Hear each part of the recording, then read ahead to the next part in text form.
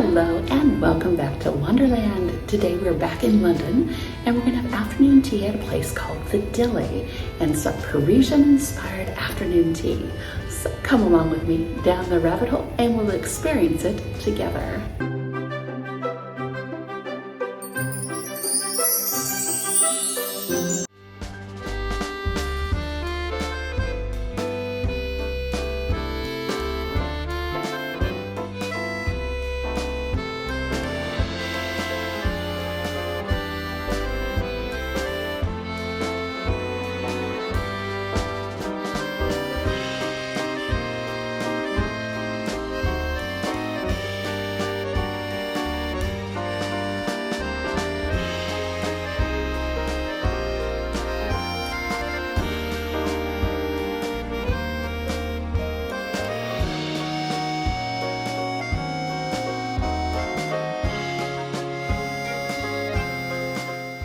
Well, hello, we made it into the Dilly Hotel at the Terrace restaurant, and I will tell you, it is lovely up here. It's right next to Piccadilly Circus, and it is in a location that I've been dreaming of coming up ever since I've been a little kid. It's a glass in-housed building, and it's just beautiful. It's very ornate with large pillars, and it overlooks this beautiful, beautiful hotel. It used to be the Meridien Piccadilly, but now it's just called the Dilly, and it's just so great to be up here. My reservation was for 12:30, and I'm here, and there's just one other couple up here with me, and it looks like it is a very, very stormy looking day out there. And it's kind of exciting because I'm in a glass enclosed place, like I just said. So hopefully it starts raining, because I would love to see what that's like up here. Today we are at a French-inspired afternoon tea. It's to celebrate the Olympics that are being held in Paris this year. And look at this lovely menu. I think it is just adorable, just so cute. And there's a lot of lovely French classics we're gonna try today. So I'm looking forward to that, definitely. Prices for afternoon tea here at the Dilly, they start at £49 per person. And they also have children's teas. They have vegan, vegetarian, and gluten-free. But of course, let them know in your reservations if you have any of these special dietary requests that you need to do, so they'll have the food ready for you. Something that helped me book this month for sure is because afternoontea.co.uk, where I booked this afternoon tea, is offering 20% off for the month of July. So, you know what? I'm here. I am always ready for a little bit of a discount. Afternoon tea is served every day from 12:30 until 4 o'clock in the afternoon.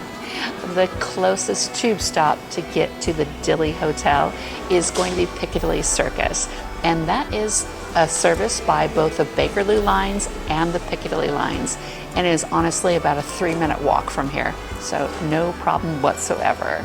I wanted to give a special shout out to my supporters of my channel. I am so pleased when you guys go, yes, I will press that thank you button. If you don't know where that thank you button is, when you look to where you can share and subscribe, there's 3 little dots. And if you press that, you'll see the thanks button. And whenever you use that little button for me, that helps support this channel. As you know, afternoon teas are not cheap. I do, because I do them once a week for you guys. So if you feel it in your heart and you would like to help support this channel, press that thank you button and that will be absolutely fabulous. So let's get this afternoon tea started. I am so looking forward to it. Now I'm going to go over this menu with you right here. Just the standard menu, nothing different than that. But let's start with the Parisian afternoon tea. So to start with, we have, and please excuse my French pronunciation, it's not up to par. It's really not, but we'll get the point across, I'm sure. So the first is the ham en beurre, and that is sliced ham and cheese with orange marmalade, and it has butter on a French baguette. Next we have a crepe with smoked salmon, soft cheese, capers, and they're rolled up like a crepe. Next we have a quiche, roasted vegetables with cheddar cheese, and then finally a sandwich lyonnaise. It's egg mayonnaise, mustard crust on focaccia. And then of course we're going to have some scones, and there will be plain and raisin scones served with clotted cream and strawberry jam. And then finally we're going to round it up on these lovely, lovely patisseries that I've seen already on afternoontea.co.uk. They look fabulous. It's Parisian landmarks and such. So for the Olympics, we have the medal, and that is a strawberry ginger. I don't know what else to tell you because that's all it does. The Olympia column, and that's cassis cremeux. The Mona Lisa is pistachio honey cake. And then finally, we're going to round that off, of course, with the Eiffel Tower. It's milk chocolate mousse, mandarin gel on a sable biscuit. So everything sounds just wonderful, and I can't wait to try them. There were several coffee and tea selections for today, but today I went for a Letson Souchon, probably because it's such a dark day. I'm kind of, we're after July 4th, so I can start looking forward to the autumn, can't I? I mean, why not? But I wanted a nice smoky tea, and I received it in a lovely little red teapot, and my landmark teacup is just lots of fun, isn't it? So cheers to everybody. I just received my afternoon tea tower, and it is so cute.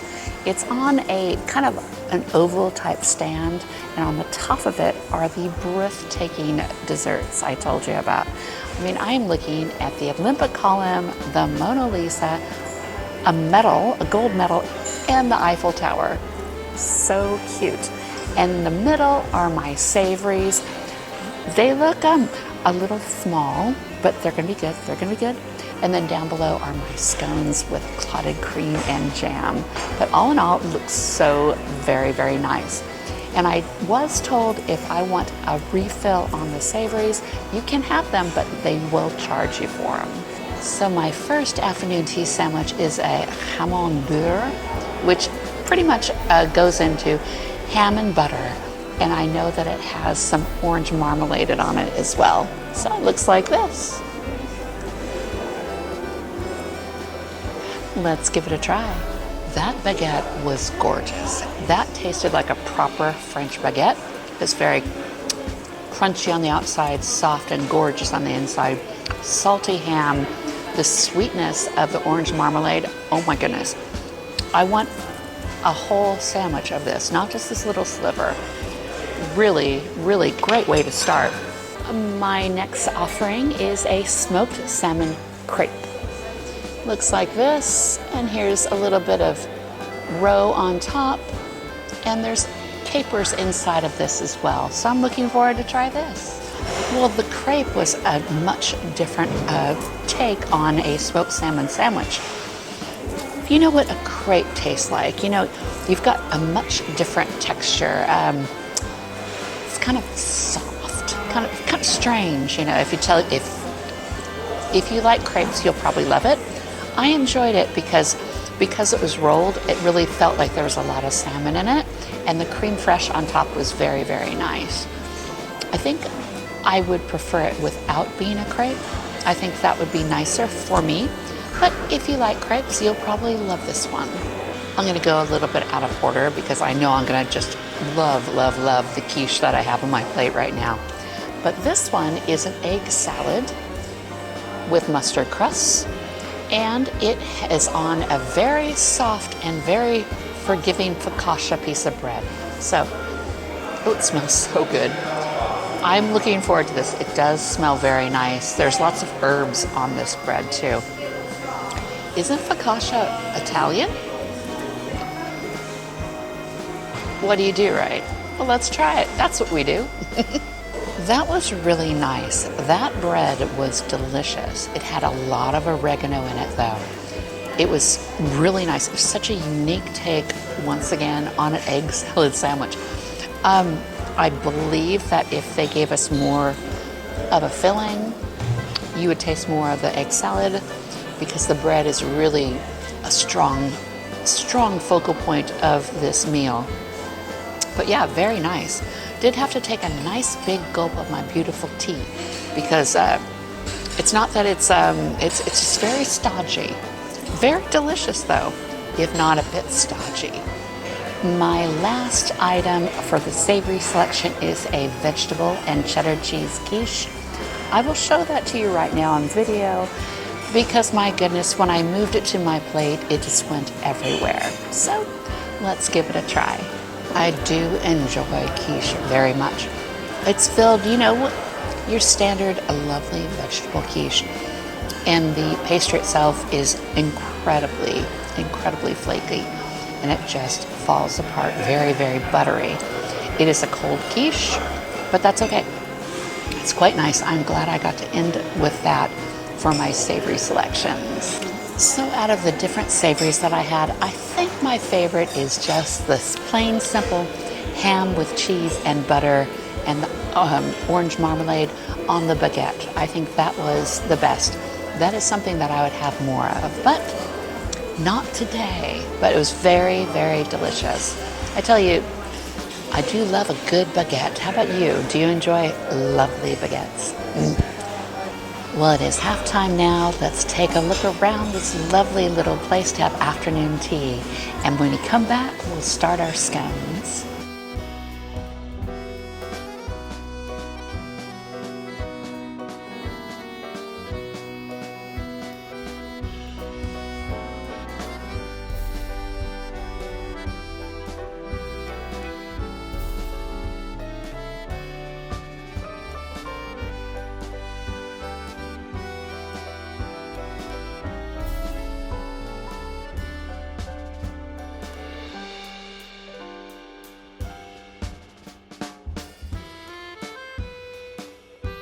Here is my beautifully glazed scone, nice and brown. It looks just perfect. I've got clotted cream and strawberry jam to enjoy it with. So let's try it out now. That was a delightful scone. It was one of the best that I've had. I've been doing very lucky with my scones recently, but it's nice and, you know, crunchy on the outside, but soft on the inside. It was really delightful, and the clotted cream was perfect. Strawberry jam, how could you really go wrong? Really a lovely scone. I don't think that you'd be disappointed with this one. Well, as I look at these desserts, I don't even really know where to start. They are all so beautiful. But I think I'm going to start off with the metal, and I'll show that to you right now, because this is probably the easiest to get to. Here you go.